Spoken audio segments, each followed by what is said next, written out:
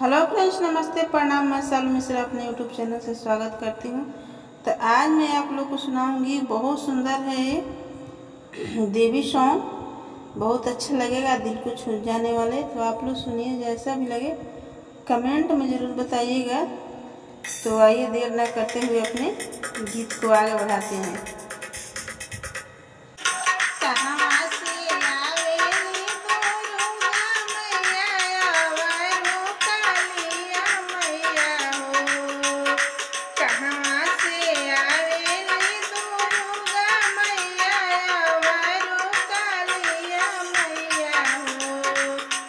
सखिया कहावा से अइले भगवान त शिवा शंकर भोला जी हो। सखिया कहावा से अइले भगवान त शिवा शंकर भोला जी हो। खावे से आवेले दुर्गा मैया, कलकत्ता से काली मैया हो। खावे से आवेली दुर्गा मैया, कलकत्ता से काली मैया हो। सखिया अयोध्या से अइले भगवान त पर्वत से शिवा शंकर हो। सखिया अयोध्या से अइले भगवान त पर्वत से शिव शंकर भोला हो। का चढ़ी आवेली दुर्गा मैया, का चढ़ी कालिया मैया हो। का चढ़ी आवेली दुर्गा मैया, का चढ़ी कालिया मैया हो।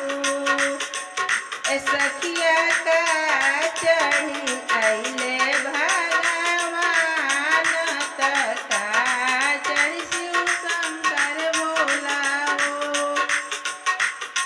सखिया का चढ़ी अइले भगवान त का चढ़ी शिव शंकर भोला हो। बाघ चढ़ी आवेली दुर्गा मैया, हाथी चढ़ी कालिया मैया हो। बाघ चढ़ी आवेली दुर्गा मैया, हाथी चढ़ी कालिया मैया हो। सखिया रथ चढ़ी अइले भगवान त बसहा पर शिव शंकर भोला हो। सखिया रथ चढ़ी अइले भगवान त बसहा पर शिव शंकर भोला हो। कहवा बैठाई वो दुर्गा मैया, कहवा कालिया मैया हो। कहवा बैठाई वो दुर्गा मैया, कहवा कालिया मैया हो। सखिया कहवा बैठाई वो भगवान त कहवा शिव शंकर भोला हो। सखिया कहवा बैठाई वो भगवान त कहवा शिव शंकर भोला हो। चौके बैठाई वो दुर्गा मैया, आवारो कालिया मैया हो। चौके बैठाई वो दुर्गा मैया, आवारो कालिया मैया हो। सखिया आंगने बैठाई वो भगवान त आवारो शिव शंकर भोला हो। सखिया आंगने बैठाई वो भगवान तयावारू शिव शंकर भोला हो। कथिए की आई वो दुर्गा मैया, कथिए कालिया मैया हो। ए सखिया कथिए की आई वो भगवान तयावारू शिव शंकर भोला हो। ए सखिया कथिए की आई भगवान तयावारू शिव शंकर भोला हो।